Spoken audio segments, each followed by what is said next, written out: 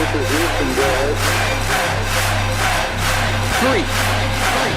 two, one. Are you ready?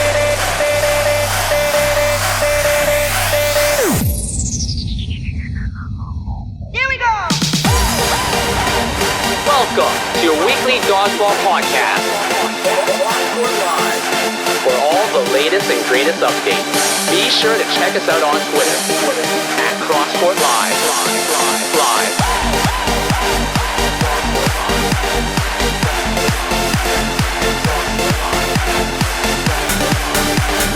And now your host. Please welcome Travis Tallman. Hello, ladies and gentlemen, and welcome again to a very special episode of Crosscourt. This is our playoff review show, or at least the first playoff review show that I'm planning to do. I'm here today with a very, very special guest. If you follow me on Facebook, or if you're on Facebook with me, if you're on the VDL group page, you would have seen that I managed to snag Rattel on for the show today. Rattel, say hi. Hi, guys. I'm super excited for a lot of reasons, mainly because Rattel, he was probably the inventor of being a student of the game of dodgeball. Other people would claim to sort of, really look into the game and think into the game, but Rattel was the first guy to record and watch and watch and watch. And, Rattel went from, a good player. He could make catches on, I believe, your first play on target practice. Target practice, that's right. To, all of a sudden he was catching everyone's ball. And the reason was he'd seen everyone's ball hundreds and hundreds of times over in videos. So as soon as he knew tendencies and grips and the way they threw and where they would throw, all of a sudden he was ready for it. He was making these amazing catches. And he continues to do those things today. Everyone's benefited so much from all of the amazing recording work that him and Deb do. So, this is me giving them a huge thank you. I know the league gives you guys, kudos all the time, but it's still never enough. It's absolutely amazing. We'll go over the Tuesday and Wednesday playoff results here. We're going to do a bunch of different things today, though. We're also going to talk about the cool commentary desk that was at the Tuesday night. All of the different camera angles we had, including the drone camera. Awesome. Which I still think is the coolest thing ever. Like, if there was a drone camera around when I was a kid, I'd still be in elementary school. I would have failed everything, I imagine. It's amazing. Or I would have stole the test answers with the drone camera. Absolutely. I can't be for sure there. It was really neat also that everyone was so super excited for playoffs. We'll talk about sort of the excitement that surrounded the 2-day event, because it really was just a 2-day event. Everybody had sort of pushed that weekend off to the side, and they knew that dodgeball was coming. It was dodgeball time. It was great. I'll talk about sort of the holy status that DT almost has, for me at least. It's a real special place. And, Court 1 especially is becoming sort of like a second home to me, I think. Absolutely. Before we get into the Tuesday and Wednesday stuff, we'll take sort of a left turn, talk about something I think is really important, just for the health of the league in general. We'll talk about reffing. Not necessarily reffing, but attitudes towards refs, because I think, we can always check to make sure we're doing the best we can with our attitudes towards refs, to make sure that, because playing is just one aspect of the game. We don't have separate refs. We need to make sure that the reffing side of the game is also doing well. Absolutely. We need to make sure they're having a good time, that they're not too stressed out. And, we'll get into it, but when players are barking at people, refs aren't having a good time. No. It's a really shitty job if everyone's fucking combative with you. So we'll get into that as well. So, here we are. Rattel, you're with me. I've already mentioned you are sort of the gatekeeper to VDL's history in a sense. Because, between you and Deb, you have just this collective mass of... How many seasons of videos do you have? Since season 7. It was our way of getting better, I guess. We're not as lucky as we are now, with Witten having his drop-in dodgeballs and playing with other great players. But what we ended up doing was looking up at the schedule like you do every week and simply find out which best teams are playing and just set up camp and watch what all the great players are doing. And so, how many seasons did it take? How long until you noticed that watching these videos was really helping your game? It was immediate. Yeah. The first night that we recorded was on a Thursday night. I think it had Royal Family, I Love You, Spartans, and DDR. And that night just opened the doors for things of what girl players were doing to help stop balls, to guys with curveballs, to everything, and I couldn't get enough of it. So anytime I saw a good team playing after us, we stuck around. We always carried that camera with us and caught a lot. Man, that first night video would be like a Bible, basically, of how to play dodgeball. It gives you every different style, a whole bunch of different players, and just the different matchups too. That would be super cool. Sort of go back in time and see, just sort of take everything you could from that one little example. That's awesome. But the thing is, that never stopped for you. You never sort of said, I'm done. I'm here in Tier 1. I've won championships now. Let's put the camera away to the side and just, focus on dodgeball. My first instinct would be that you would probably drop off with the motivation to film with all your recent sort of successes, but that hasn't occurred. So what's your motivating factor? Maybe your goal isn't Tier 1. What's driving you? Travis, the game is changing every week. The players are getting so much better. I can remember even the evolution of the game. There was very few players that even had a curveball, for gosh sake. Now everyone's throwing those funky, weird, gripping throws and everything, and it's great to analyze things. I would be on a road trip, for example, with Deborah, and we would talk about dodgeball for hours. Just trying to drive out to Portland, for example, and it would just kill the time so well. We even look at it just before playoffs, just to see how teams are playing, certain alignments, anything. In terms of my drive-wise, I'm going to play this game until my arm falls off, dude. I love it too much.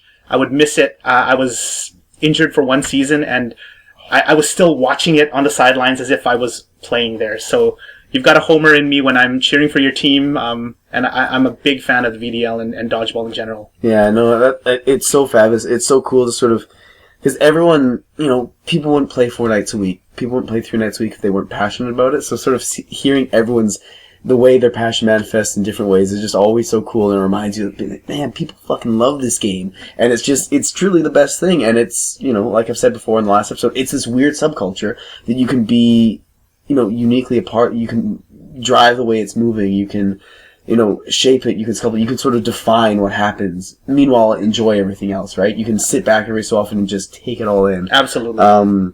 It's glorious. I'm very protective of it. You should be. But you don't need to. It's everyone loves it. Yeah. Everyone loves it. Yeah, and so that was sort of cool, really cool hearing about what you think. And just what I've noticed from watching games lately is that you can go out and you can watch a game, and you'll see things.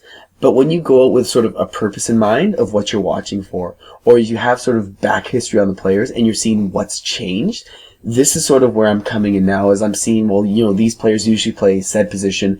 They didn't. They're forced here. They're starting without a ball. We'll get to that later, especially with the little dodgeball team that could, because I think they're a very interesting example of players that are being put in certain positions and where they're starting off with may work. Like, they're taking fragments of strategies that worked for them on other teams and bringing it together rather than defining themselves in a new way that works for them. Exactly. And it was just, I was thinking about it, and then I saw it. If you put me in front of that video, last year, 100 times over, I wouldn't have told you anything about that, because I wasn't thinking about that. But now, that's on my mind. It matters. Totally. Oh, it totally matters.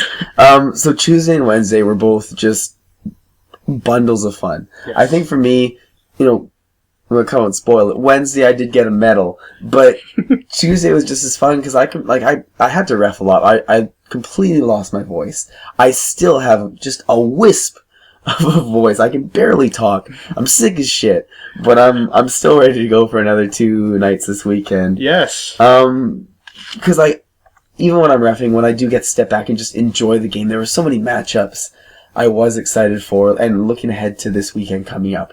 Saturday is going to be amazing.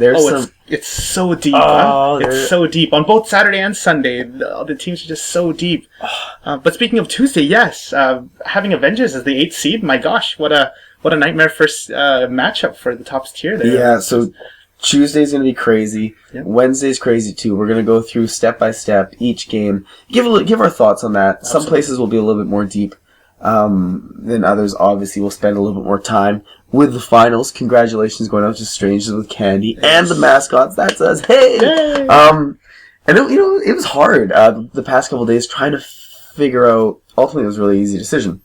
It was hard to figure out, who do I bring on? Do I bring on some winner who's going to be talking about their win and give us insight into that? Am I going to bring on the loser that gives us insight into their loss? Sure. And just everything surrounding the winner. But ultimately, I decided with you because I do see you as this sort of observer of dodgeball. Like, I know you won, but you're going to give me a real sort of... I'll give it as unbiased as I can get. Yeah, you've got this fun, omnipotent look. I'm sure you've watched the videos more than anybody, so... Yes, probably those counts are all mine. Oh, yeah. Those counts aren't as high as they should be. Like, for people watching 10, 15 seconds even, like, they should be watching a lot. Everybody should watch. They're fucking sweet games. Get better that way. So... let's get on to our first little topic here. Let's talk about the cameras and the commentary. As we know, Matt and Nick out there with the commentary desk on Tuesday night. Awesome. Like awesome. I was so excited. They announced this thing, and it was one of those times where I'm like, man, maybe this little passion and trying to put as much energy as I can into the scene. Just it's manifesting in certain ways. The guys are coming out with their own ideas and just doing awesome shit. It was uncut as well, right? The 4.5 to 5 hours of just Matt and Nick. My gosh, they were even interviewing Kevin Bao and everybody. Everybody awesome. was just jumping in and coming by the desk. And I don't know, if you've never sort of sat in front of a camera and done something live before, like there's no sort of pausing and stopping and starting and falling back and resetting. Like you've got your moment when the game is going on, and that's it. And those guys were just pounding through. They've got such a natural flow and rhythm to them. Yes, they work so well together. It works so well together, and they've got a great voice as well, right? So it's just perfect for TV and radio as well. Great presence. Like I know it was just the only unfortunate thing is that they came forward so late in the game. If that idea was out there earlier, I'm hoping we would have got like at least scaffolding or risers. 'Cause I want those guys. I want those guys 6 to 8 feet above the court next time. Yes. Because we saw over on Tier 2 they were above, and that worked out phenomenally. Absolutely. Just in terms of seeing the game, you see so much more of the court. Yes. But it gives them the presence too. You know, now Tier 1 is going to have like this riser. We can get some banners around it, maybe some little sponsorship logos, and just our 2 announcers going at it. That's a great idea. And I'm hoping Matt and Nick actually... Matt and Nick picked up a thing or two to maybe implement on our Thursday night team. We'll see what happens. Oh man, maybe. I hope they didn't get too much. Truthfully, I hope they didn't get too much. But yeah, so that was super cool. I think maybe the cat's out of the bag in terms of the secret camera angle.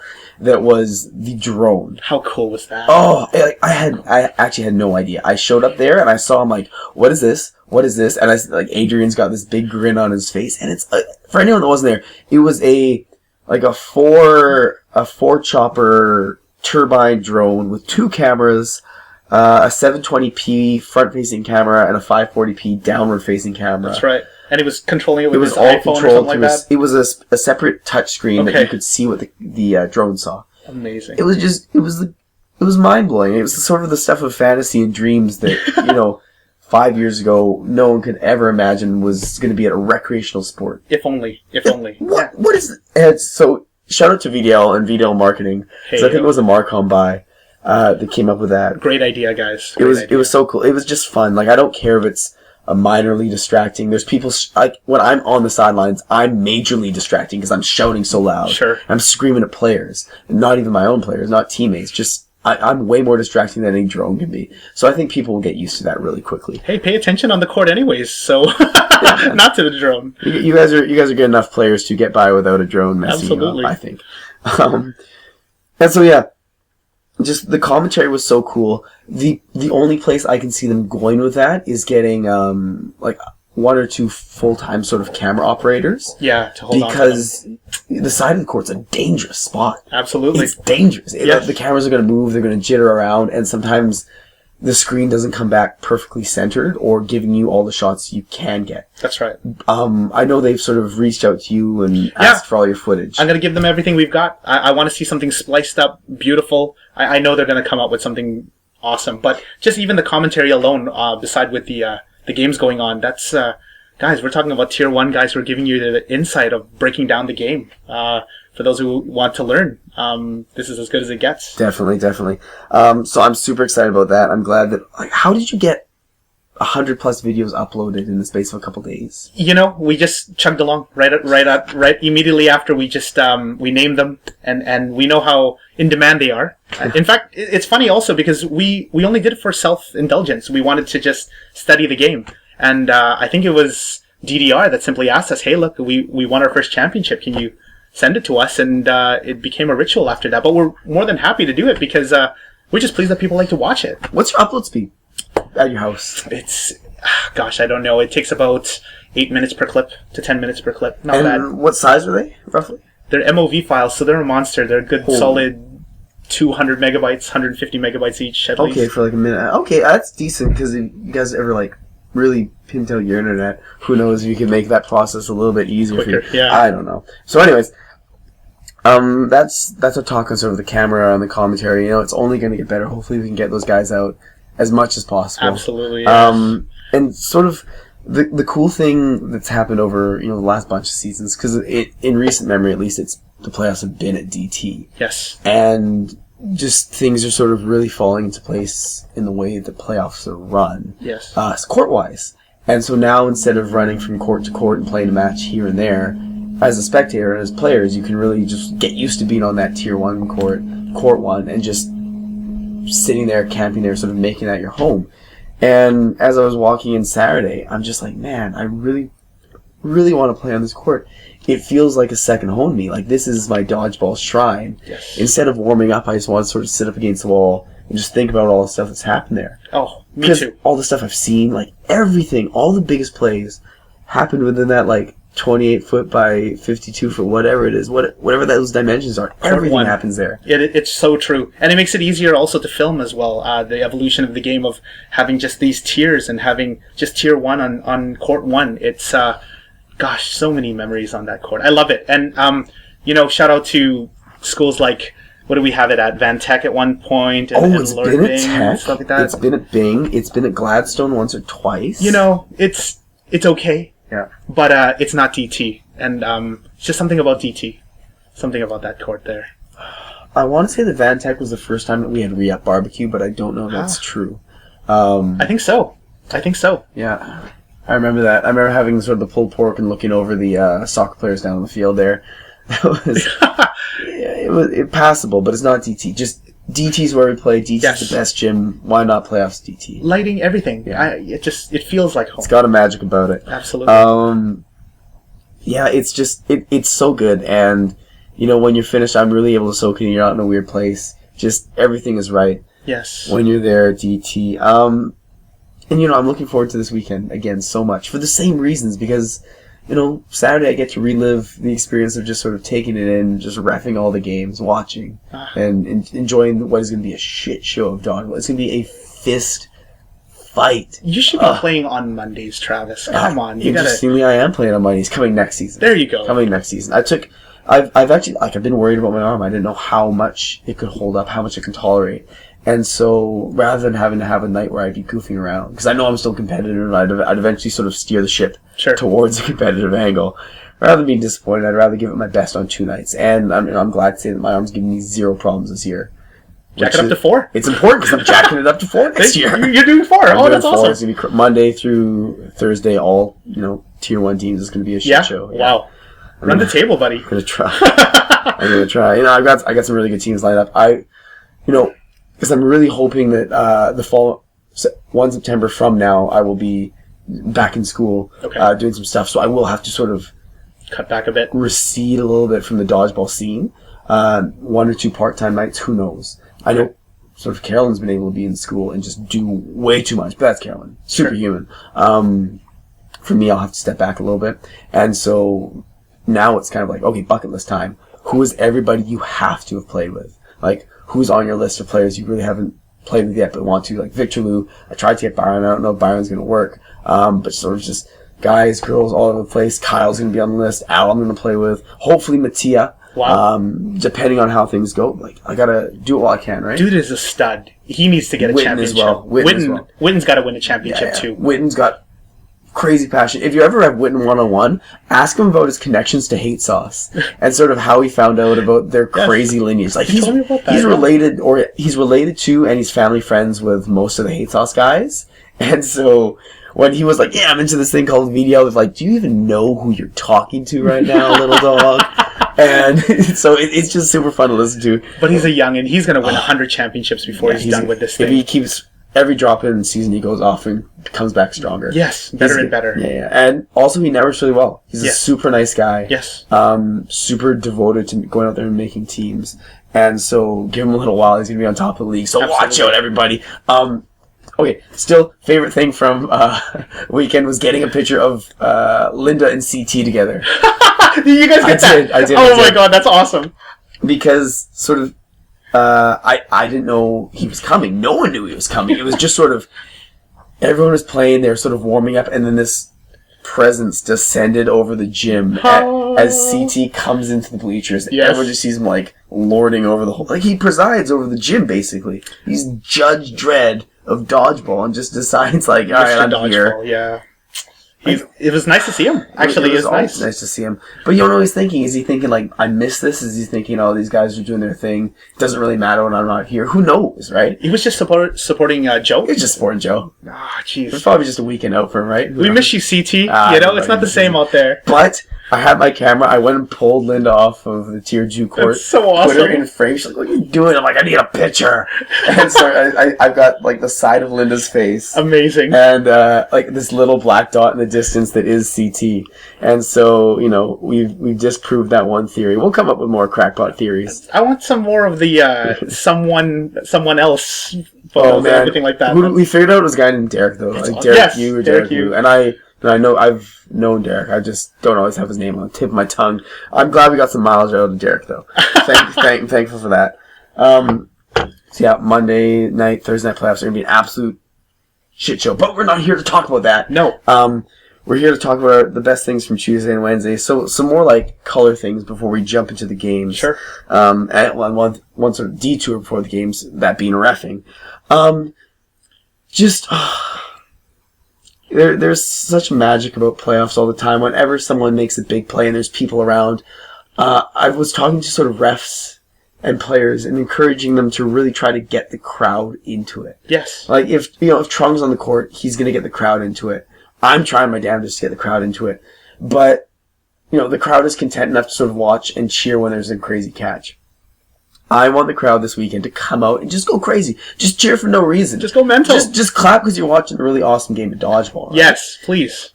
Because if anything, it adds to the match. Like, it'll be a better moment for whoever's playing. It'll be, maybe it fuels their adrenaline. Maybe it gives them the jitters. Just crazier shit will happen the louder you get. Yes, positivity is always great out there on the courts, and we thrive on that sort of thing. I love the oohs and ahs that everybody brings out into the court. In fact, you would catch me one of those on the sidelines, just yelling at anything, at anything that happens.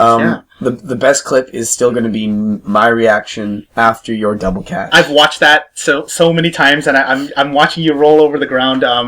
Gosh, that was such a lucky moment. But your reaction was great. I was having a seizure on the ground. It was half seizure, half orgasm. Yes. On the just rolling. I couldn't believe because I didn't really catch what happened. Sort of, I had just come off.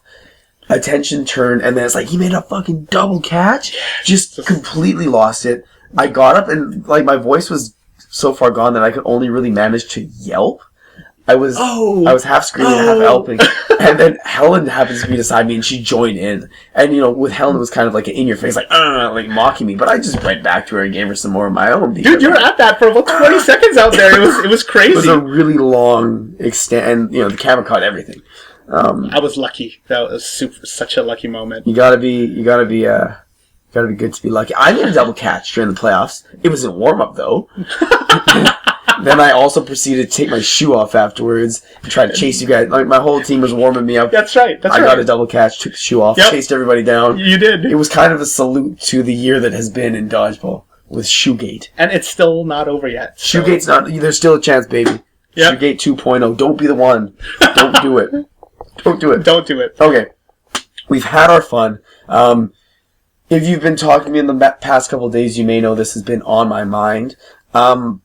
And it's a touchy subject, but I think as a league we can get better, not with reffing, but the attitude towards referees. Yes. Because, while a lot of the reactions here and there could be valid, you could have a point. It's reasonable to be playing a game and want to know for sure that the right call was made. I think it's extremely short-sighted when you go up to a ref and, question them mid-game, make them stop the game all the time, and just make a scene out of it. And I'll tell you why. They're just not going to ref. It's a vicious negative cycle. If you make it tough to ref, if you make it hard on the refs, they just won't ref. Right. no names, but I'll even put myself out there as someone who used to be part of this crew. When it came down to the finals, I'm like, why would I bother reffing when I could just sit on the sideline and enjoy it? Like, I want to enjoy this now. By reffing, you're making yourself part of those finals. Yes. And is it worth it to have an exec have a grudge against me just because I fucked up a call? Like, these are people, the league's important to me. Yep. The league's important to these execs. If I want to change positions here and there in the league, I don't want the way I was reffing coloring what was happening. Right. So it was easier to just be like, no, I'm done. It'd be a shame not to have you on the courts, though, to ref. You're a great ref Exactly. out there. And so I realized, I'm like, no, screw it. I think I'm a good ref. Yes, I you love, like, my favorite crew right now is putting out Cooper, Trong, myself, and then be it Julia, be it Domingo, be it anybody. Like, there's so many good refs. But Shane even. I've just worked with these people so much that we're always on the same page in how we're calling it. Like, there are tiny stylistic things that refs do differently. Okay. But when you know what their signals are, how they react to things, it just makes the reffing experience tighter, right? Things just flow. Sure. Now tell me, so when somebody bitches or whines about a call to you guys, how is it to you guys? It's just like, it's different for everybody. For us, we're confident we made the right call. Good. And we'll just go about our business. And we'll just keep reffing the exact same way. But if you out of the gate for anything, if you come out and you shit on the refs, if you make it tough for them, they're just going to leave. And then you're left with what not necessarily the best refs, but you're left with the most courageous refs. Yes. And I think there's definitely a lot of overlap in being a good ref and a courageous ref. It's not necessarily mutually exclusive. And so, if you're a player that thinks you're going to be hanging around late in the game, why are you going to make it tough for refs early and drive them away from your court? You want to be seen as a fun team to ref, a really respectful team. Absolutely. And like with the mascots with us, I took everybody aside before and said, don't fucking talk to the refs during any game. It was the first thing you said, you guys. If you want to clarify, you do it afterwards. And you just have a polite conversation with them. Because the thing that worries me most is how it's seen to an observer. Like, I know an exec talking to an exec on a court, usually between them, it's just a conversation. Sure. But you're in the middle of the game, you can be sort of aggressive with your tone, whatever. Even though it means nothing to you now, then, or afterwards, it's just forgotten. Maybe it does. Hopefully it doesn't mean anything to you afterwards. The way it's seen is that, okay, this red shirt screamed at this red shirt about a call, talked to him about it on court, that's the right thing to do. I model my behavior on execs because why not? Why not? And do it also as well, yeah. Why can't I do that? And so to go afterwards and to talk to a player and approach and be like, you can't be so heated on court, you can't disagree with refs' calls. It's like, you guys disagree with refs' calls all the fucking time. Yes. And so, like, it's wildly hypocritical, and it really, really, really has to start with the execs, top down, just all the way down. You have to be so mindful of it right now. Like, as soon as you're an exec, all eyes are on you. Yes. And excuse me, even though there are times when you can get away with it, don't. And that's what I'm trying myself to become hyper aware of now. Sure. I'm positive there's instances in the past where I've been way too harsh on the ref, or questioned a call, or like talked on the sidelines. But now I'm just like, no, mouth stay closed, and we don't chit chat. It's not worth it anyhow. I've seen guys try to bitch their way through, but I mean, how often do you get to see a call reversed anyhow? What's it accomplished? Nothing. Yeah, Nothing. and just a big reminder: everything is on camera. Yes, Everyone has a camera out there, guys. So don't be doing anything. Your worst behavior is on camera, and I'll guarantee most people aren't going to talk to you about it. No, because it's uncomfortable as hell. But all of your peers have seen the video. Yes, they've seen it. They know, and that shit just sticks around. You can't fucking wash it off, man. No. It's crazy glue with some turpentine and just pine needles stuck on your tarred and feathered. And it sucks. It's not what I want anyone to have to deal with in this league, especially when the league, by and large, is just so cool. Don't do it. Don't do it. It's not worth it. And so I think Wednesday was definitely better. We were quieter. Yes, we were. As a whole. People just sort of were like, okay, Tuesday might have been just too much stopping. It has a negative impact also on the flow of the game. It was slower. Yeah, if you want the best endings, because I think for the first time, Strangers with Candy witnessed the blue balling that 8-Bit dealt with like 4 seasons in a row. We never got our like fairy tale finish. It was always nice for us, right? But it was like, yeah, hit out, everybody's quiet. Everyone's cheering against you guys, quiet. I guess, or what is it?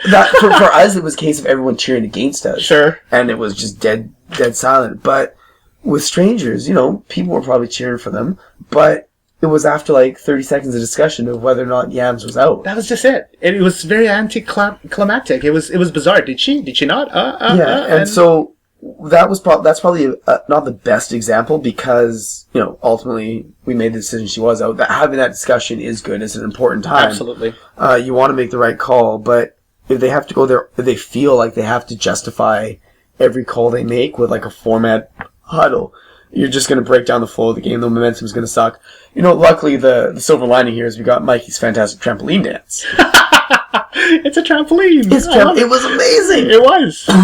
But it only took like about 3 minutes of that before we... But actually, that was the right call that Vic made, though. So on that one, it was a good thing. Absolutely. And so, yeah.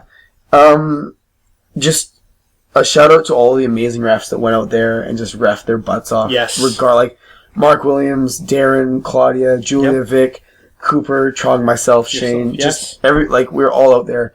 All reffing like crazy. Carmen's out there. A bunch of the Guardians are going out there. Huey's out there. Yes. Just, jump in there and do it. And, I promise it gets easier the more you do it and the more sort of confident you feel. I think before in the past, I would try to be as jacked up as the players when I was about to ref the game. Yes. And that would affect me. It would change the way I refed. I would forget things here and there.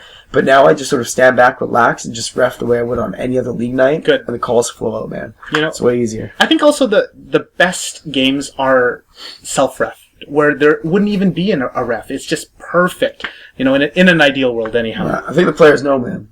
Yeah. Deep down, players know. And so, yeah. One final thought on this. If we make the referees of the grand final respected, revered, if people see that, if people see they're treated in a good way, and it's just like, it's seen as a desirable position to be in, and it's something, Joe Sideline wants to strive towards one day, all of a sudden, it's not something that people are shying away from.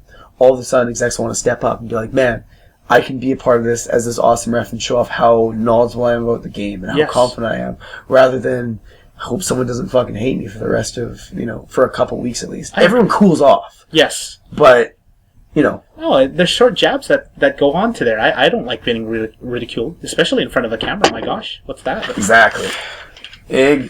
But you know what? That's enough about that. That's just like it's still a minor thing because it goes on all the time. Yes. I don't really want to take away from what was an amazing and magical and super fun weekend. Yes. 99% of the time, people's attitudes are amazing, but if we let anything slip in, what's stopping more from slipping in? So let's just keep it as good as we can.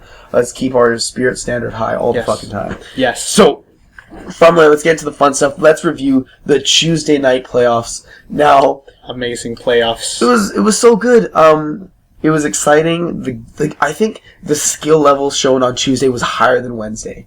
The cohesiveness of teams, that might be sort of symptomatic of teams being more connected, where Wednesday they are sort of thrust out there. That's true. And sort of makeshift teams. I don't know, but at least as an observer, maybe you sort of enjoy more when you're just watching all the games rather than having to worry about playing them. Well, every one of these teams, with the exception to maybe two, have played more than one season together. Expendables. They played together a lot of them. And they played drop-ins together all the time. Yes, that's just it. And the Avengers, they're all the CDL guys. So, there's a lot of familiarity with everybody here. So, kicking off the first round, we had Strangers versus the Avengers. The Strangers were able to take the series 3-1. It was close at the first one, though, huh? The Avengers took the first game, and we thought, holy smokes, can we see the bracket buster that Trong was trying to say about? But, no, Strangers was too What I noticed early was that Strangers came out way harder and way more aggressive than they usually ever would play. And the way you can tell if Strangers are being aggressive is if you see Kyle the Lion. Sure. Or at least early on in the game, it's like, why is Kyle rushing and shagging balls and just sprinting around court? I'm like, these guys have some energy. Yes, they do. Luckily, that energy was sort of just opening game jitters, get it out of the way. Yes. They reined it in a little bit. It was unfortunate that the Avengers had a few injuries. Domingo was throwing left-handed. Yeah, it's a shame because they were right into this thing. I thought they lost ball control out of the 4 games. Avengers had full ball control 3 out of the 4 games. They could have actually taken it if they just. But like I said, Strangers was just so strong. You know, every one of them were playing so great. Yeah, they were. Emmanuel Jinko was his one game. I was watching the videos. They won that game though. They did. They did. So he was batting 100 in the playoffs. I don't know if you all at home can say that. I think did Al lose his game? Maybe I think he did. But did you catch them with the sign? The farm team sign. So funny. At least they had a little fun with it, right? Yes. Like I'm not entirely sure how I feel about that. Everyone's got things here and there, but fuck it. They've been a team before. He's been on the team in the past. I like Jinko. When I first came up to the ranks, I was begging Trong to put me on the 8-bit team and carry your bags to get me my first championship. So, kudos to Jingo there for winning his first championship, and I know how it is, man. So that's good. Now you gotta just go back it up. Now put is what it together is. A team, man. Yeah. Find yourself some Sherpas and go do it again. There you go. We're all waiting. So that was the Avengers getting tossed into the lower bracket. Yes. We went on to the little dodgeball team that could and the Expendables. Yes. Matt Ho's team, the little dodgeball team that could, took it 3-1. A dangerous team, the Expendables too. You've got some real talent there as well. I'm a huge J-Ray fan, and Pierre also just a mental catcher out there, and he's actually, his dodgeball intellect is really high. He does a lot of intangibles that people just don't notice. So. But yeah, the little dodgeball team was just too strong. Yeah, I think Pierre's a super smart player. I love him. First popped on the scene back with the Dodgers. You remember when that? they did it to, was it Dynasty or Young and Dangerous? I think it was Young and Dangerous at the time. Did they send them down? They eliminated them basically. Oh, no way! And I think there might have been a little partying the night before and just totally underestimated the team that is now Pierre. Components from Crucial Catch on Thursday. Yes. And Byron yes. was on that team as well. Angie was there, I think. That's right. Gary, Marwin, Joe. No Joe, just Gary, Marwin. And a really good team that just totally took these guys by surprise. Kind of what we see on Wednesday with maybe Raging Balls and Mike Vick with young players knocking out some older players. A totally different situation, but kind of a segue when we'll get there. We will get there. So, yeah, the little dodgeball team that could. What you and I did, we were looking at some film beforehand, yep. and we noticed it's this weird team. Like, they're 5 guys, 4 or 5 guys. Yeah. 5 guys, 2 ladies, smushed together. Yes. And rather than sort of crafting their own identity, it's really evident that they've taken sort of strategies they were comfortable with in the past from their separate teams, and they're playing in like 3 separate segments. It's so true, huh? They would have the Recess on the far right. Yeah. They would have Michael Vick on the far left. Matt Ho would be in the middle there, and it was I don't know. It was just but they're a talented team though, they're mind you, a talented team, but more than the guys that get to play their regular positions, it's the people that get bumped. Vic is best, I think, on the right still, because her cross-court throw is so it's this malicious throw that gets people all the time. You see it on Mike Vic. Yep. But when there's already 2 balls on that side with Rob and Justin, it forces her to slide in. And then Matt Ho, I noticed rather than playing left, because on 8-bit with Shane he plays left, he was playing more of a center here. Yep. He was still playing with a ball, but when the Recess boys had a ball, he has a ball. It leaves Travis on the left without a ball, which I thought was a really strange decision. Like, they really stacked that right side. Yes, they did. And I think the weakness there, from what I've seen, is, hindsight is perfect for me. But it's easy to say. When Justin's cross game is so strong, why would you pull the attention into that side, spread it so he can still cross? Because unless Matt Ho is definitely engaged in the left side every time, I would want this big, intimidating Travis. I agree. On the left, drawing eyes so that I can just cross, and then Rob's keeping me safe on my right. But I haven't watched all their games. That could have just been a one-off. No, that's exactly what their alignment was, actually. I don't know what to say, but what do they have? 10 weeks to kind of work out the irons and like kinks and everything. Yeah, and certainly. I guess it worked out for them because they were one of the higher seeds in this night. But they performed well. Like they beat the Expendables 3-1. Yes, and the Expendables played great. Eric, amazing catcher. J-Ray, amazing catcher. Yep. Pierre and Henry as well. Just the team can catch solid, really, really well. It wasn't to be though. Little Dodge team didn't exceed anyone's expectations. They might have exceeded Matt's expectations, but I think everyone else knew what they were. They were going to be a second, third place team no matter what. I thought 3rd and 4th. This was a 2-way race for sure. Yeah. Okay. Then we go on to the game that I called completely wrong so far that I tweeted the wrong result and left it up there for an hour. Stonecutters 2, Catch 22 3. I actually left when Stella made a catch. It might have been game 5 because I thought the game was over. I'm like, okay, they won. Peace. And I went and told everyone the Stonecutters won. And then I found out, like, wait, it didn't happen? What? And you played. Tell me about that. Thank God. Even before this, I want to talk about the playoff preview show that you had there, and gosh, I was so fired up. I was listening to this on my laptop over here, and I just yelled out the words, "Fuck you! Are you kidding me? We're not going 2-0. No way!" You know, and I came up to Deborah. Did you listen to this thing? And goes, "I didn't want to tell you because I knew you were going to be upset if you heard this."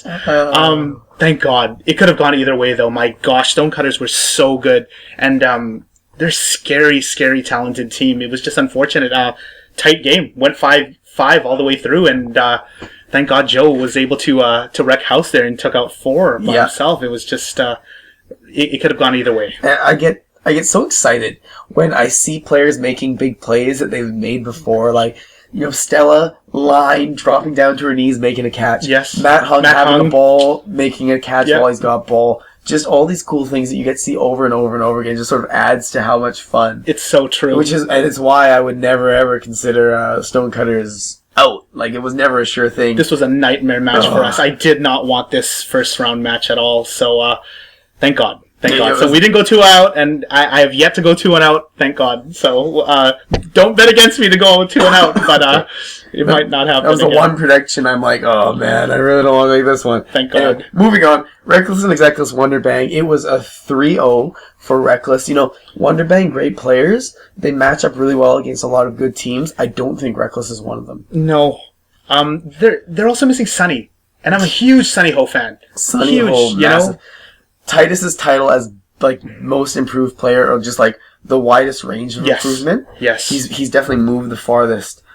Is in danger when Sunny Ho's around. Although Sunny Ho's always been very good. Just he makes catches too. He throws hard. He's like a small Asian Kyle. Yeah, I think so. Crazy catches. He's insane. He's insane. But Johnson filled in great. He looked great. Huh? It was so cool seeing Johnson back on the court. And it looked like he didn't lose a step at all. He was right there. Made some big diving catches. Yeah. I would like to sort of go inside Johnson's head and see what he would like, because he's been playing a little bit here and there this season. But if he sort of just freshly stepped in the playoffs from like old Johnson and saw sort of just changes, I wonder what he was thinking. Like, I wonder if he thought the game changed a lot. I wonder if it was just business as usual. Who knows? Because his game is very blocking oriented. Yes. And just eventually working people down with balls and never dying. But when a team like Reckless, which is going to get ball possession on you, it changes. Because, you know, standing in front of the ball with your arms extended to block is one thing, but when Byron's whipping it around, yes, it's so true. It's so true. It doesn't matter too much, which is one of the reasons why I thought they didn't match up. Yeah, but 3-0, it's it was one-sided. Yeah, too bad for Wonderbang. Expendables. This is the first round. The losers back here. Yes. Expendables went 3-2 over the Avengers. Unfortunately, you know, sucks to see the Avengers go home, but I really think the Expendables were too good a team to wave goodbye to right then. Yeah, I agree. I think all the games also was sort of one-sided. It wasn't one big catch to bring in something.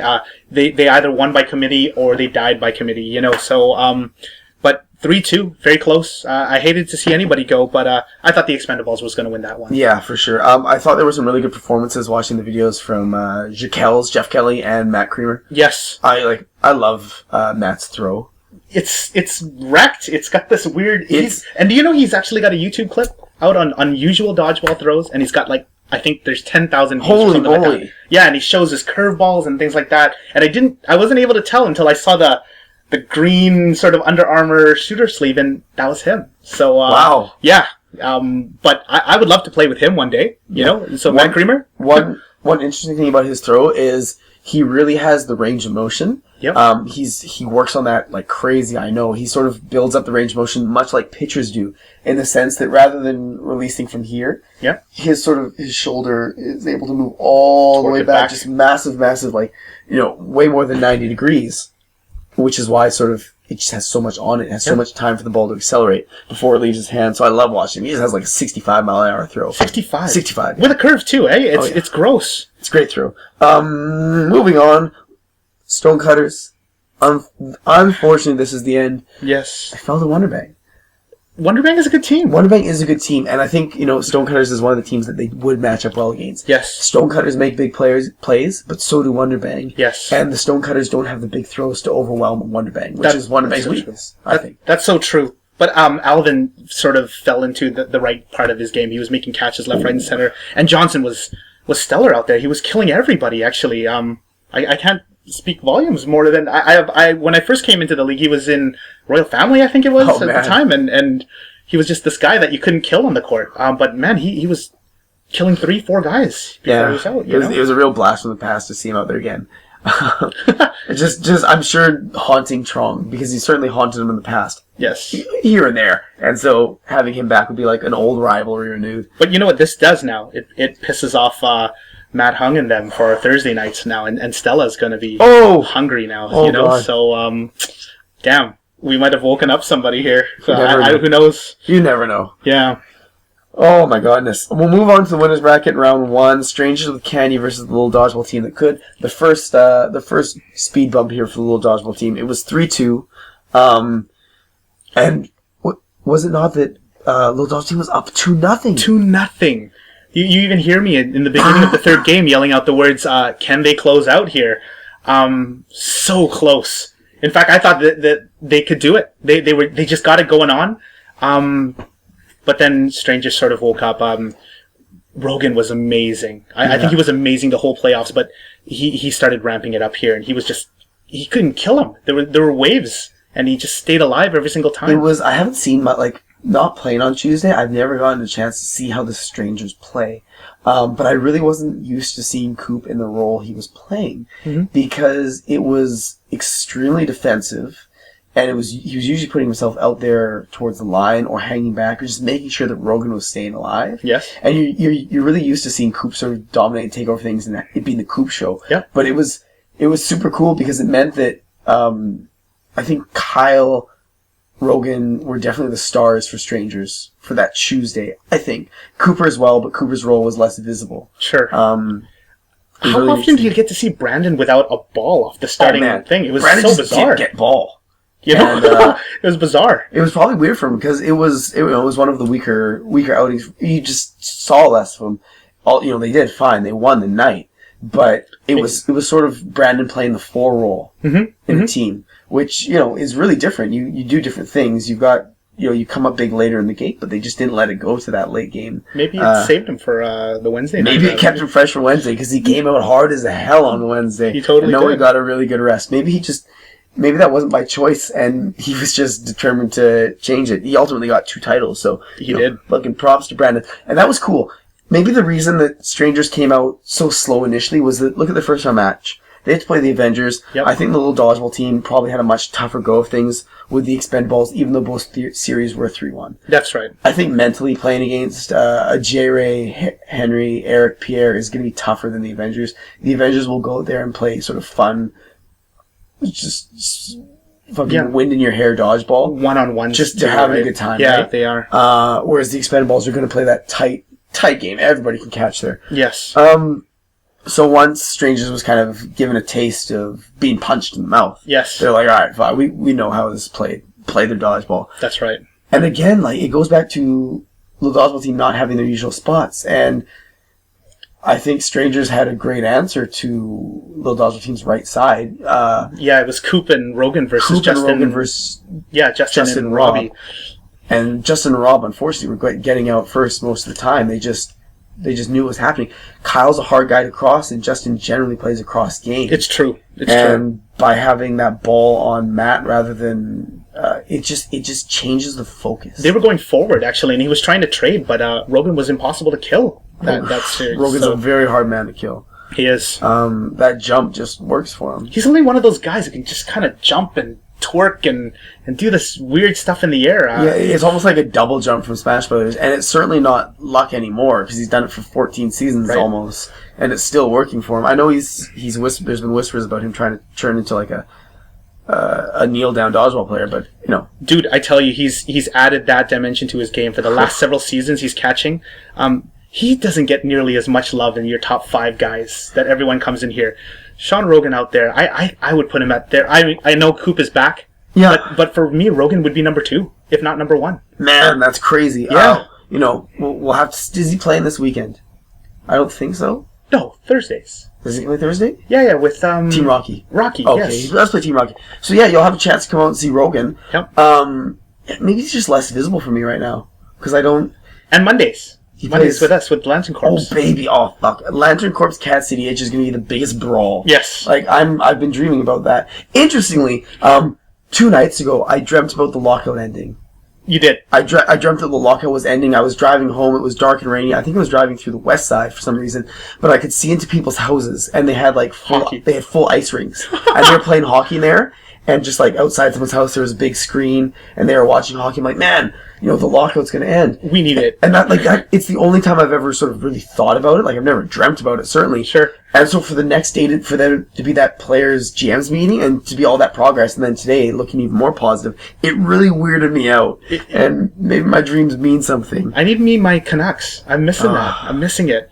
The parades and stuff like that. And win us a championship, for gosh sake. Yeah. We're starving for I this. wish I missed the Onright and O'Toole clips. Ugh. And their sort of highlights. It's bizarre watching it without any hockey highlights. It's bizarre. I make up for it by listening to their podcast. If you don't listen to the Jay and Dan podcast, it's over on tsn.ca. It's very funny. It's funny. They talk almost like zero sports. They just have a great time. Oh, their personalities carry it completely. So cool. So where were we? We would be at Reckless 3, Yes. Catch 22-0. What happened? We were outmatched. It was a shame. They seemed to have it going on. Carson just was just overloaded on that side. I thought, we couldn't stay alive. The first game though was really close. It was up to Carson and Yams leading up to possibly a showdown. Although I yell out the words "unload, unload," and he tries to give it everything he got, but Yams was able to corral that ball. Oh. So yeah, and the whole gym went mental. But on the negative side for the Catch-22, the second game was really close. We did have ball control, but we just couldn't find a way to kill. I wanted to say, yeah, I think it was Byron that we just couldn't kill off, and they were able to peg us 1 by 1. The third game wasn't much of a match. They walloped us. I thought Din had a pretty good outing. He was awesome. Yeah, good catches he's always a here pain and in the ass too to kill. He's a as hard well. guy. He's a hard out. Joe was a stud out there, and it actually transformed onto Wednesday night because he was so hungry. But the rest of us sort of shit the bed on that night, though. So It's tough. You're playing a team that was put out there as 1 or 2. yeah, And so losing never really, it sucks, but it's never really a surprise, unfortunately. we were close last season though. We pushed them to 5 games all the way through, and even when we were in the front door against Fosrada, then we had to play them again and we pushed them 5 games, So we were really optimistic this season. It just wasn't in the cards this time. I hear you. We'll move on to the second losers bracket here. Wonderbang, we say goodbye to them as Yes. Little Dodgeball team manages to get things done. It always sucks because I love Chris Chan, spent a lot of time with him, and just seeing his emotion for the game. Yes. It's always so cool, and just unfortunately with Wonderbang, more often than not, I've seen him unhappy at the end of the night. He's a sweetheart of a guy. When I first came into the league, I remember this fiery Little water chestnut. Yeah, that's just it. Boy, I love it. I would love to play with him one day, but he's it was sad. I got a soft spot for Wonderbang, but I think they were outmatched this year. Yeah, great dude. I think maybe he's got more to give in terms of teams, but I really think he has a good time playing with his buddies. Like he likes playing with Titus, likes playing with Phil, likes playing with Alvin. They just enjoy playing together so much. And They're a solid team, though. Yeah, they stick around all the damn time, man. Yeah. They're gonna do it Thursday as well with Bunderwang. Bonderwang. Oh man, they got Linda as well. Watch out. Yeah, CT. Oh. CT. Oh, they do have CT. And as often as I could on the Wednesday playoffs, I was sneaking over to her court and being like, Linda, rip your skin off. Show everyone your true form, man. No, but we proved it wrong, though. We saw CT on the It was sidelines. just a black dot. It's like the Loch Ness monster, like a Yeti sighting. There it is. It was doctored, completely doctored. It wasn't real. I was lying earlier. I was being coerced. So true. It was fake. Winners bracket: Strangers over Reckless and Execless. Yes. Yes. Too good. It was a good. It was too good. But you know who really wanted it though? Luke. You know what? Luke was never rattled early. He played awesome early. Yes. And it just he got momentum. He had so many good catches. That catch we saw down on the So left line, gross, ball huh? in hand, vicious catch. He does that every day on Monday nights as well, but he's a stud out there. It just seemed like nobody wanted it as much as him, though. I thought they couldn't keep up with it. I couldn't tell. I think he was only alternating Durante one out of every third game. It almost felt like it. It was I don't know how they wanted to do the alignment, but it's just different. think with Durante, you may get less of sort of a controlled possession game, but I think Reckless has always sort of made their lunch money on being a crazy team sometimes and having some magic happen. Yams is going to make your amazing catches here and there. Certainly, Pound was capable. I thought she had an amazing first half of the night. She fit in so perfectly too. I thought that would be like oh well, they get the best. You're replacing. Who were they replacing? Was it Tina before? It was Tiana. Tiana, eh? Yeah. That's tough shoes to fill. You're never going to replace Tiana entirely, but Pound is certainly going to just keep getting better and better and better. She throws hard, and she was making catches left, right, and center that night. So she was hungry. Yeah, man. She was hungry. Drop-ins, honestly. Yeah. Kudos to Winton. Drop-in product, basically. Yes. And fortunately, we said goodbye to Reckless for a little while. They go down to the losers bracket. Yep. And they got to play Catch 22 again. Was it Catch 22? Was it? No, it's Little Dodge. Oh, okay. Yes. Little Dodge team that could. They were, what was the series on that one here? I can't remember, but Reckless, you could tell they were hungry to get back to the final. It was fairly convincing. Yeah.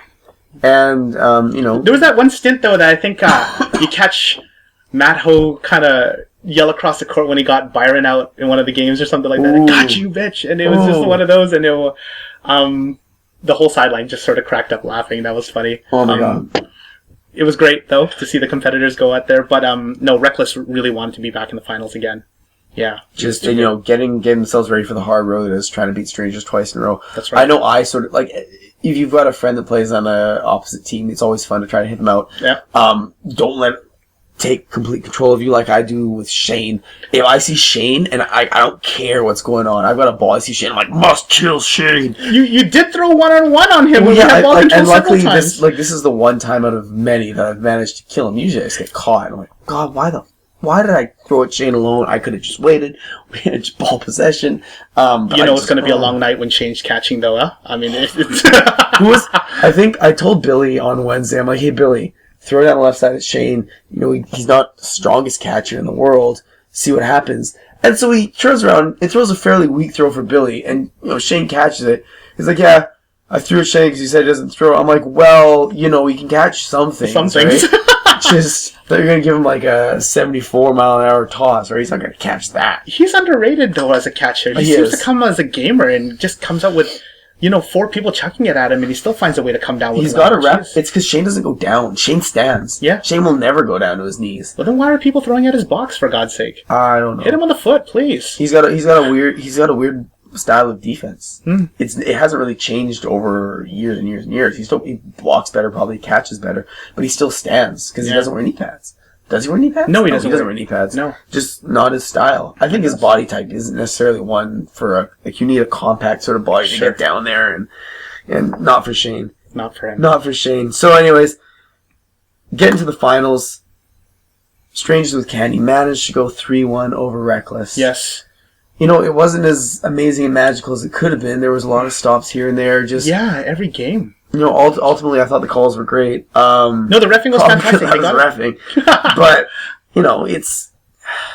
it was a great series of dodgeball. It's too bad. I was cheering for Reckless. You were, huh? I'm always cheering for Reckless, man. They got Shane. I love Shane. I play with him more than anybody else. Sure. That's probably still true. I brought him into the league, been buddies all the time. We're great buddies outside of dodgeball. But that being said, him not winning means he doesn't take a step in front of me in terms of medals. Oh, you guys you got a head-to-head thing. I think he's got 10, and I had 7 until I got the 8th with the mascots. Oh. And so I'm trying to catch him, man. He gets a lot of medals. Fuck. But you get yourself out there more than he does. He always seems to have the same. He has the same crew, sort of right? same compositions. We got a crazy one coming up Mondays next year, man. Victor, Brandon, Shane, myself, and Justin too. Shit. Yeah. And Carolyn's our only confirmed girl at the moment. What night is this? This is Mondays. Oh, I hate you guys. This is Mondays. So I hate you guys. Ladies, we're still looking. and we're interested. You're interested. We are interested. And, rather than try to go through my memory banks and process, I'm kind of throwing it out there. If you want to hang with us, we're going to be a great, fun team. You guys are going to be a scary We're team. pretty cool, I think.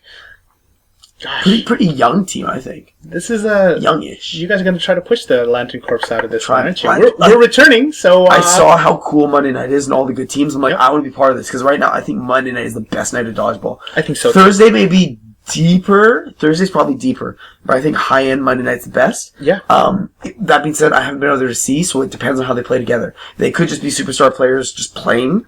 But if they're playing together as a team and they're really into it as much as Thursday night teams are, I think Monday's going to be the best night of dodgeball. Yeah. Put the 5-6 top teams on Monday and throw them in a hat, and no one would argue. They'll beat the crap out of anybody. Yeah, absolutely. Absolutely.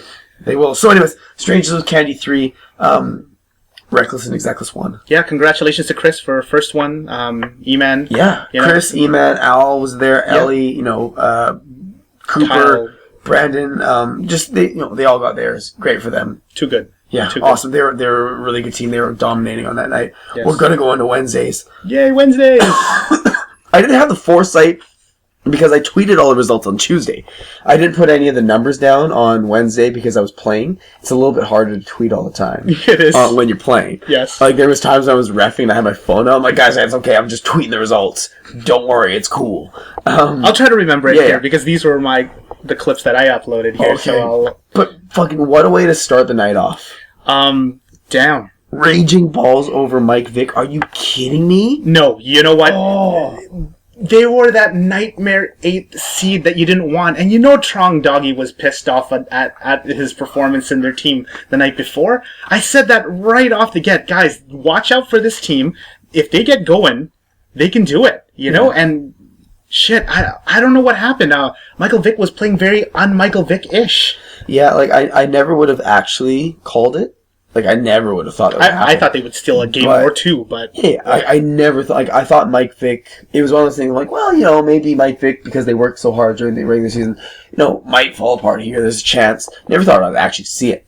And I know Shane was absolutely losing his mind. He won $40 from Matt Ho. Crazy. Because he had just some ridiculous 20-1 odd on Raging Balls winning. So yeah, you'll win money if you bet on Trong. Maybe Trong is just like a phantom that's inside of people's heads now. But they did have one guy that's won a championship as well, right? They had Noakes. From WWF Superstars. Yeah. So, you can never count a champion out, man. Certainly not. He's got some experience. And I really think less than Noki's and Trong's encore performance, they really passed on the experience and just the calmness of game. Yeah. And just sort of the way to play to the three younger guys. Yeah. One of them looks like Tyson. One looks like Simon Luong. And there's another dude who looks like a cat from, not Mango, but either way. I was thinking that. He a little bit, totally right? does. Yeah. And those guys are the players, man. Dude, they were catching everything, It was really good. Even in the final stamp game on game 4, the one-on-one with Mikey and... I can't remember. It was Mikey and Nick, I think, that got caught out by one of each there, and you knew it was going to turn the tides there. Because it was 4-on-4 on each side, and it was catch, it was just catch. Yes. Yeah, that was so cool. I was like, oh, Christ. Yeah, it was over. Really too bad for Michael Vick. I've always sort of had my wonders. I've talked about my scaling, like, start low and just peak at the playoffs. Yep. Whereas they really ramped it up and drove hard every single week. And I don't know, if you show teams all the time what you've got, maybe they get used to playing you, and there's less of a thought that like Mike Vick really can ramp it up. I don't know. Possibly. I know Vic was really sick. Yes, I heard that too. I know also leading up to the playoffs, that Mikey took a holiday. They were trying their Mikey hardest took to a find holiday. guys. Nick was injured. Yeah. Dana had to study all the time. It was just hard for them to really come together. I know Huey was in Paris too for a little while. Yes. I think where he got engaged. Yeah. Is that Congratulations. true? Yeah. Yes. Shout out to Huey. So, unfortunate for them, because Mike Vick's the team you still cheer for. Right. Cool, But Nightmare 8 really seed, cool though. group of people. Oh, yeah. Geeks slaughtered Run Forest Run. Unfortunate. Run Forest Run got a couple good catches, but, they were the odd man out when it came to this tier 1 here. It was bleeding on that side. It was a shame. In the sense that Mike Vick came out weak as the 1 seed, the Geeks came out fucking raging. Yes. Oh my!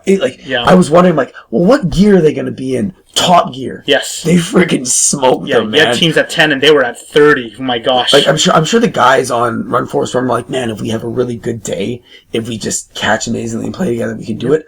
even though they played amazingly, they wouldn't have been able to do it because they came out so damn hard. Like Byron's. It was really cool to watch, and it was scary to watch early because they set a tone.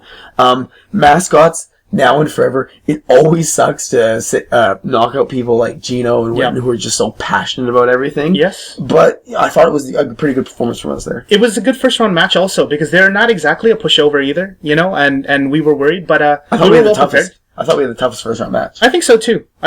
But Now and Forever is kind of scary. I'm glad that we pulled it off. It was 3-1. It was somewhat convincing. I think Melo came out with some heroics in one of the other games. But Melo had a great outing. He had a great playoffs, actually. Yeah, he was fantastic out there. Yeah, really good too. We played well enough together. Yeah. Hurt feelings over the Guardians of Genesee. The Guardians always come out swinging, but it was the beginning of what was a really big night. For the Hurt feelings, actually. Well, their bracket was wide open for them, and I think it was a 3-0 walloping. Not really a walloping. The first two games were right in there. Yeah. But I mean, Guardians, they're in there for fun. Yeah. They were even playing 3 guys, 3 girls at one point. The Guardians just have an awesome time. Yes. I got to see Carmen do a couple big things. We didn't really get to see a full Hurricane, but whatever. I love watching him play though. He's so exciting. Yeah. Pure joy out there on the courts all the time. And they got a great girl, Nancy, also. She wants a championship, dude. Nancy's going to get one. She's great. Help her out one of these days. Or anybody. Kyle, any of those guys. She wants a championship. She'll get her own. She'll get her own? She'll get her own. There She's we go. good enough to get her own, man. Yeah. Losers bracket, Mike Vick over the Guardians. Unfortunate. But, Mike Vick temporarily got it together there. They needed that kind of a tune-up match. They woke up their Guardians. They weren't really pushed, though, but... They got it. They got their teamwork back though for that one. Now and Forever over Run Forest Run. Run Forest Run has that one dude who's an amazing catcher. I think you ran into him in the regular season. Probably weren't expecting it. Made a catch. But when the team game really tightens up, it's just it's 3 guys that play probably one night of dodgeball. That's right. And they're just there for fun. They're great athletes. But to really do well in Tier 1, you just have to be. You have to be really into the game. You do. You do. Like there's little scenarios and little things you may have to do or 2-on-1s just to give yourself the best chance. Strictly catching and throwing and dodging alone doesn't always do it. It's true. But off the top, you can look at the lineups already. It was I would have been shocked if Run Forest Run was able to take that series. For sure. Now and Forever. Yeah, good for them. Hurt Feelings over Raging Balls. This is the end of what could have been a Raging Balls Cinderella story. Yes. But it was the beginning of the Hurt Feelings. Well, not the beginning, but it was the middle of the Hurt Feelings Cinderella story. It was cool. Kyle and Justin just playing so cool. Yep. So calm. Kyle stayed level the entire time, whereas Justin sort of heated up by the end of the night. Dude if there was going to be an MVP award, that guy was going for it. Holy smokes, he was awesome. He was just he was pounding. There's a video of him against us in that last game, and just the number of throws he's doing at a high rate of speed in a row is unbelievable. He's just going for it.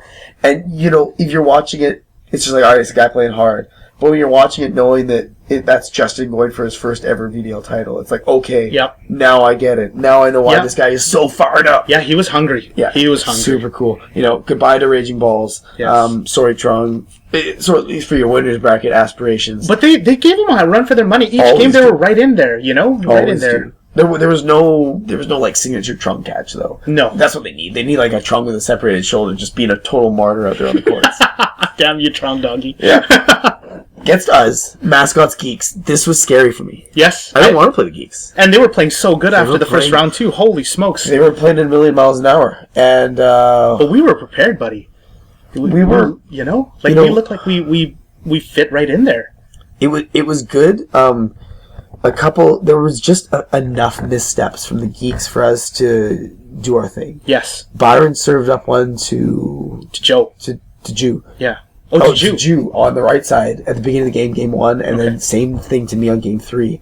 And just making us not have to get Byron out is such a huge advantage right at the top. So huge. And so, then you get some catches here and there, and all of a sudden we just were able to win the series. It did go to 5 games, I think it was 4. 4, yes. And, they're an amazing team, but we were just able to absorb what they were giving at us. How good was Brandon on that one game, though, huh?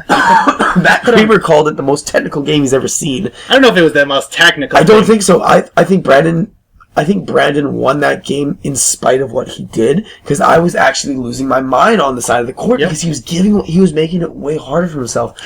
Not necessarily certain that he would win if he did it the other way, but in that situation, if I have a guy outside of me to my right, I'm alone. I'm not taking him at an angle, because he doesn't have to worry about Carey and Leslie there. They're not the ones throwing at him. Yes. He has ball possession. You play straight on him, and you play 1-to-1. So you get the balls back. What he was doing was giving every ball away into the stands, and just having to absorb all these. Like, he wasn't just throwing 50 balls. He saw, like, 50 balls, too. That's so true. Which makes what he did more impressive, though. Yes, totally. But Brandon is one of those guys that with full ball control, he just picks spots. And...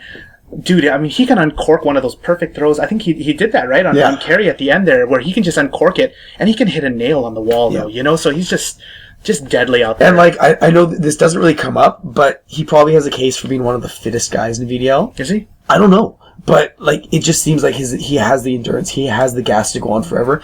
After that game, he didn't want to sit off. I made him sit off. He probably could have gone hard. Yeah. But I'm like, no, you need to rest. Good. And I know I can't go forever. I couldn't absorb that many throws and still have junk at the end to throw. No chance. But Brandon can. Yeah, Brandon can. He's a shapely dude. Yes. Moving on to the losers bracket. Now and forever, over top of the Raging Balls, we say goodbye to Trung. Yes. No surprise.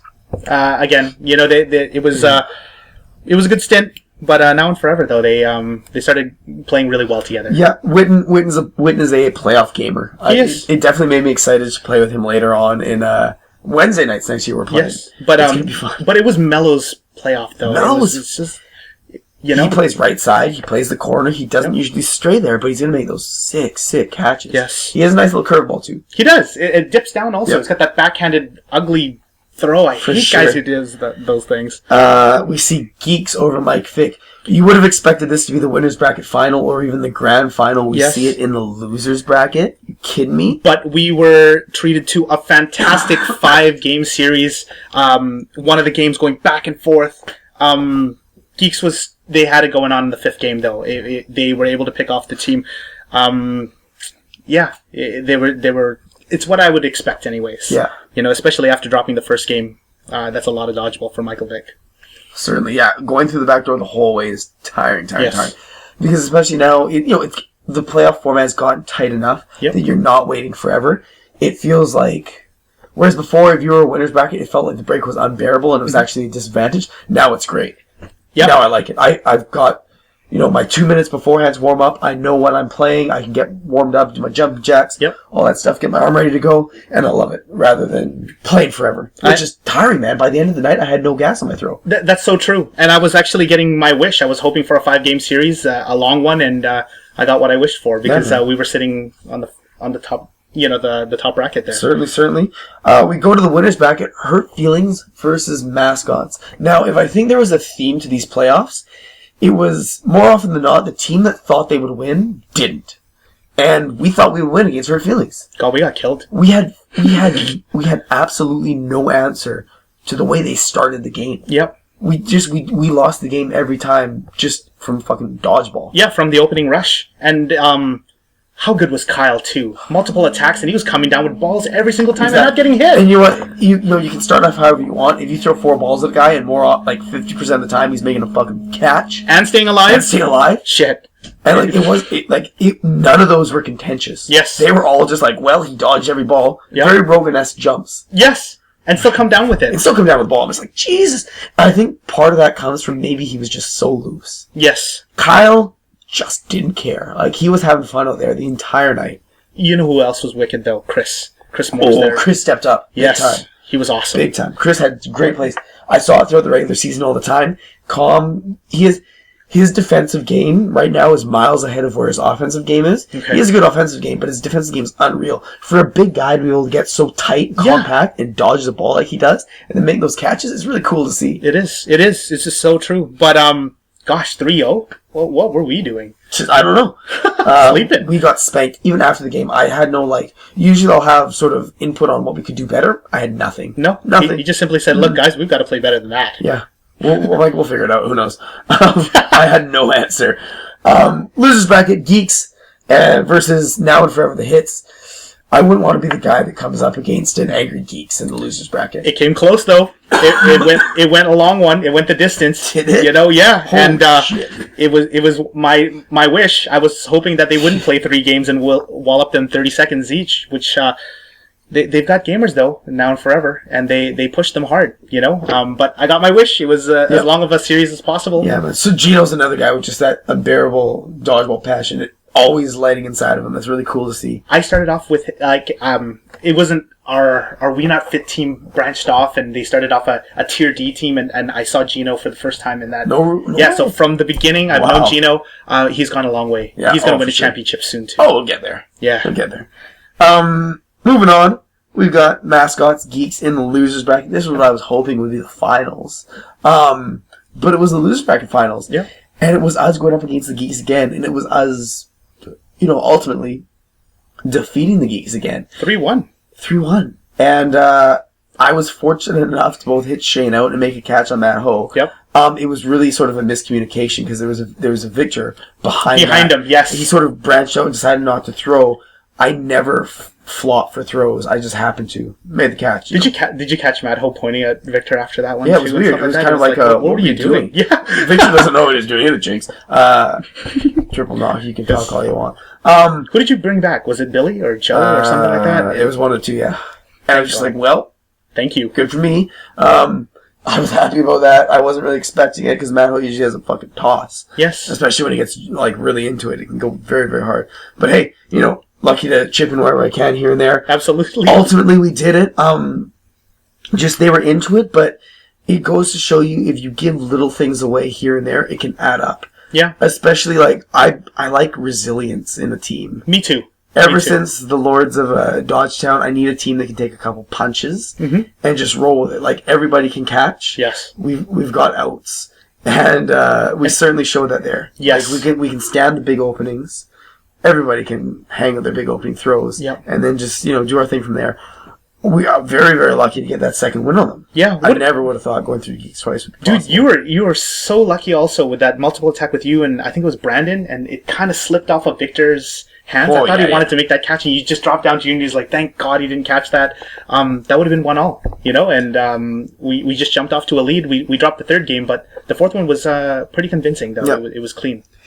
It was good, it's goodbye to Geeks, and that's always hard because they were a team that I thought might have been the team of Destiny. It was hard to deny the Geeks from a win there. Dude, I was happy not to see the Geeks there in the finals. My gosh. They're a pain in the ass. But you know what? It put a lot of pressure because we go to the ultimate winner bracket finals here right now. Yep. Mascots Hurt Feelings. I'm like, man, if I knock the Geeks out twice and I don't take it from Hurt Feelings, I'm going to feel like shit. Because I know... They're not that bad. No, they're definitely not that bad. But when you're basically denying the team that thought it was their right to be first place, sure, you feel that was the only pressure I felt. There was no pressure on me.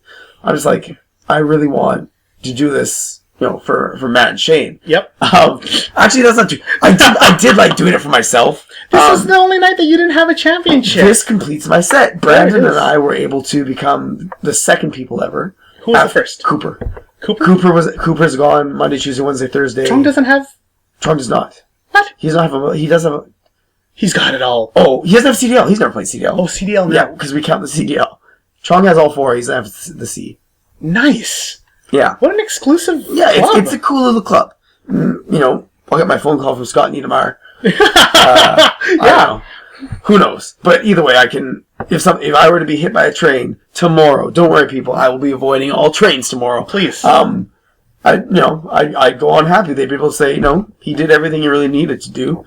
Dude, you're a gamer. Whatever. You're a gamer. But I want to go back to Matt Ho's thing about, he said how teams get iced when they're going through the front door. Yeah. I think a little bit of an inexperience from Hurt Feelings. It was... The only thing that shocked me was when we were warming up, they were just sitting there. That's just it. And I'm like, are you guys ready? I think they were so cool. Like, they were so chill, and they were so happy just to be there. Yeah. That there was an element of like, let's go whenever. Like, we'll ride this loose magic the entire way. I'm like, guys, loosen up just a little. Like, a little bit. Have a little bit of warm up.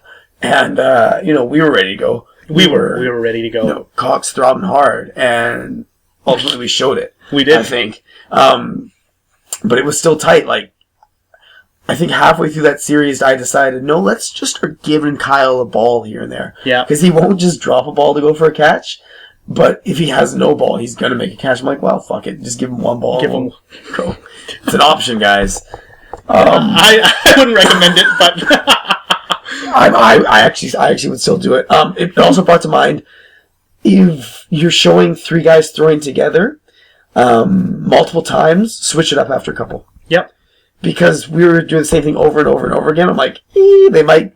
Yes. Because I'm a big believer in, if you know who's leading the throw and who falls, you can find the first ball and you can make a catch. Yeah, they have those happy eyes is what I call it and stuff like that. Yeah. You know. Yeah. So don't give it to him, man. Don't give it to him. I even tried. I had one attempt at the CT, like really slow wind up while the other people were throwing. It worked out.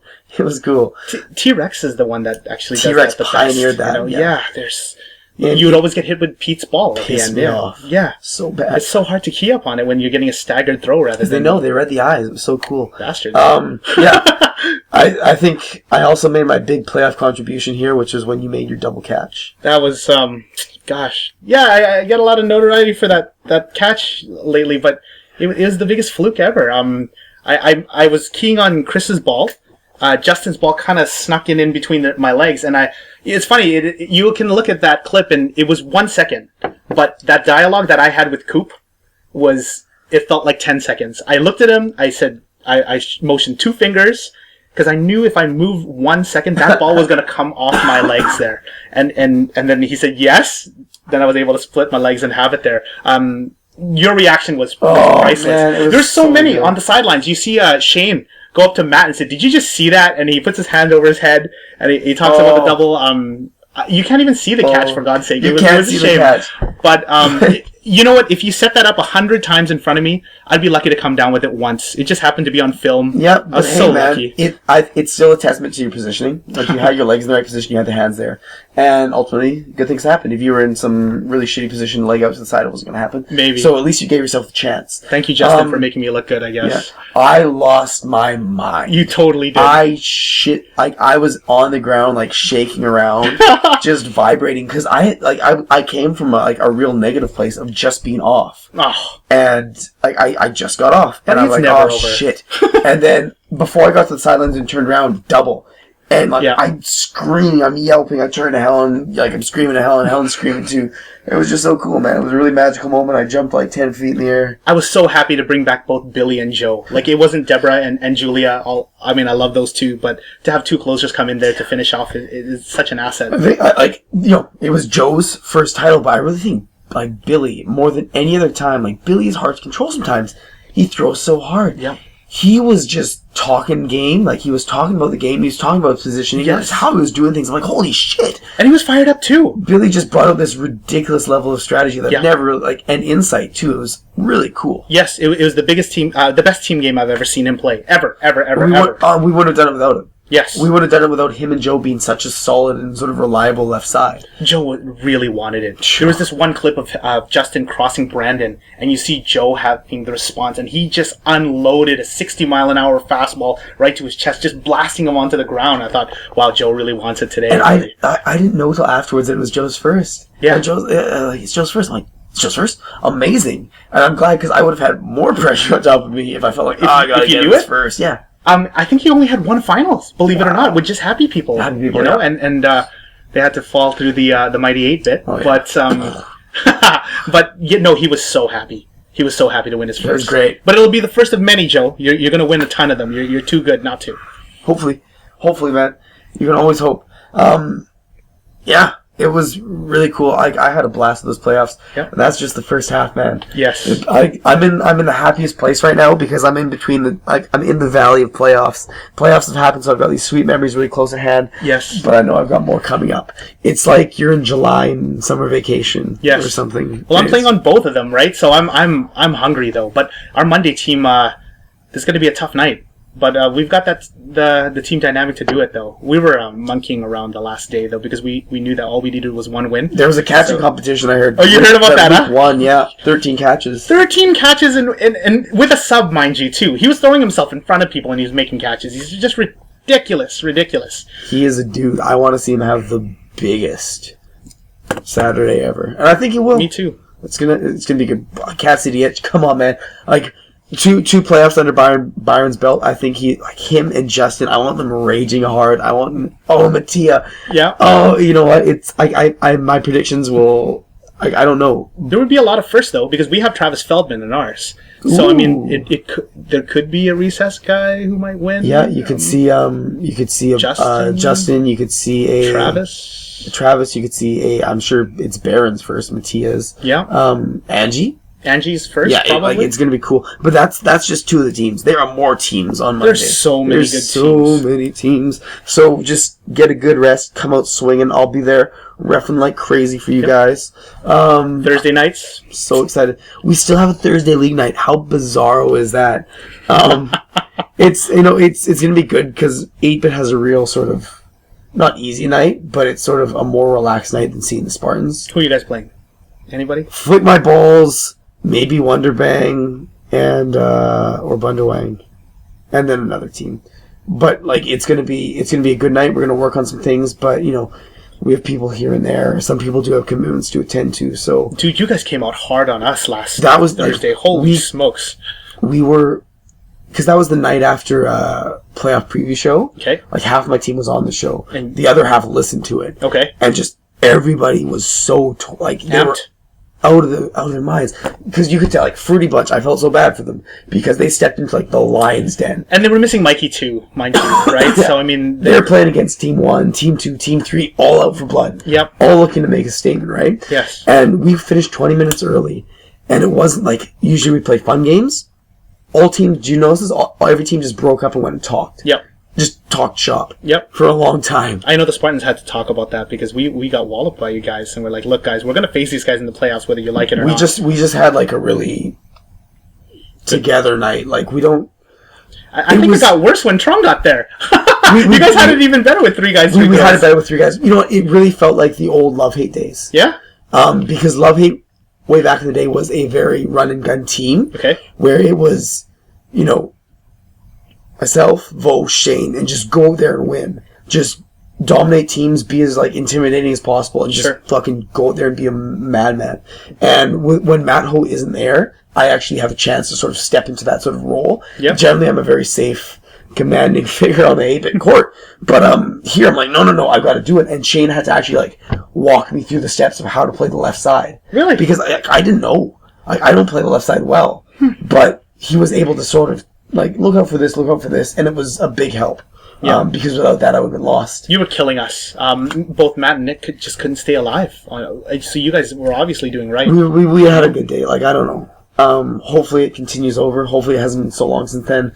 But I'm going to do my best to get everybody jacked up for the weekend as well. It's going to be a tough Thursday night final. My gosh. It's going to be a knife fight. The other one's been fist fights. This is going to be a knife fight. Yep. Because look at the first round. We can play Psych. Are you kidding me? Psychedelics. Huh? Yeah, you can play unnamed DC. Yeah, that's so You're gross. playing second, third round matches right away because Thursday is just so deep. And all teams seem to have some champion or some sort of, like some sort of accolade that they can... Everybody's got a reason to win. Absolutely. Sure. Yeah. And so, you know what? That's the end of us tonight. We've said just about all we can say on those playoffs, for now at least. For now. A whole big wrap up at the end is definitely coming, along with other shows to get into series here and there. Haven't decided what series there are. Those are still up in the air. If you have ideas on a classic playoff series that you want to see covered, send them to me. Yes, Travis would be the best guy to analyze that sort of thing. And I've got a zillion clips I should be uploading. I will be rating your hard drive. I really apologize for my raspy voice. It's cool. It's terrible, is what it is. I should add in a little bit of this.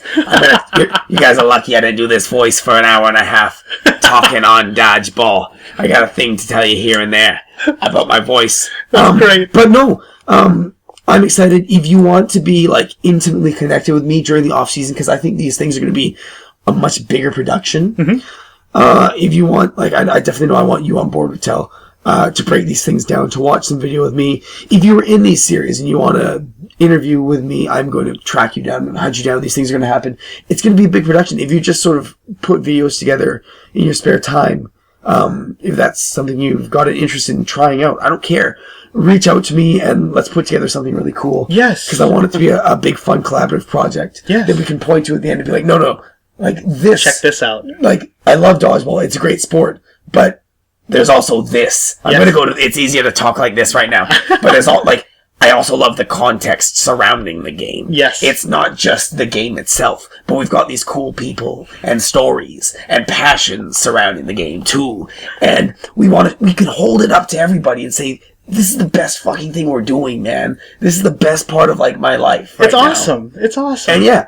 And so, you know, if you feel the same way, like, actually feel the same way, we'll do something about it, man. We'll make it happen. So anyways, that's it from me. Mattel, say goodbye to everybody. Thanks for having me. Goodbye, everybody. You know, enjoy the music I'm throwing on as well. Hopefully it's some nice new fun stuff. Get us pumped up for the playoffs. Who knows? Did you decide what photo we're going to be putting on this? Ooh, I don't know. Is it Greasy Mario? I was thinking. Oh, it's a Greasy Mario. You will see Greasy Mario, Luigi, and then just regular Mario. That's for Halloween week.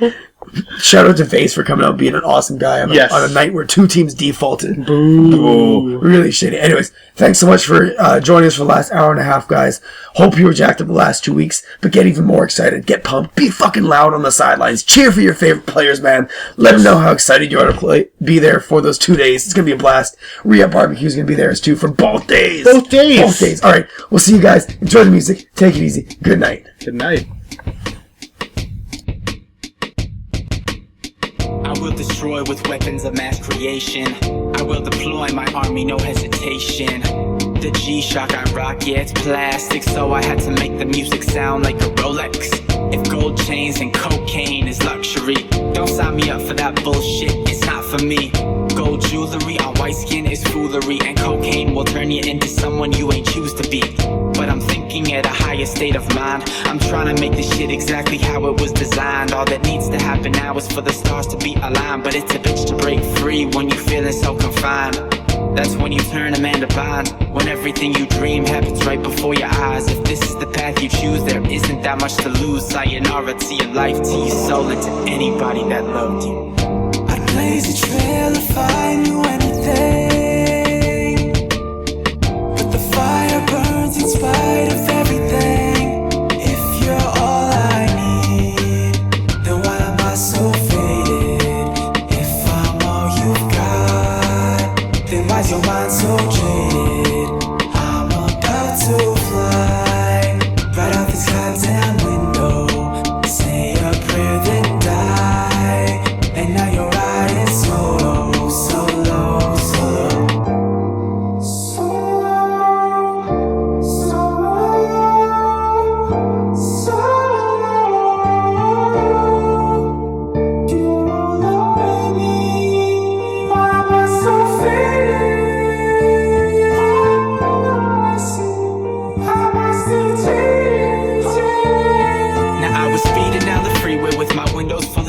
When I start to ask a question, if reality existed, then I disappeared in midair. Crept under the smoke screen, nothing seemed to be clear. A strangle starts to choke me. Laces from the Louboutins lynch me, couldn't flinch me. But the Alexander McQueen me.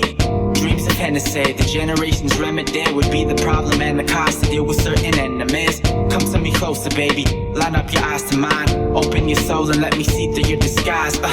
Take a hit of whatever is on your table. It does to you more than Cain ever did to Abel.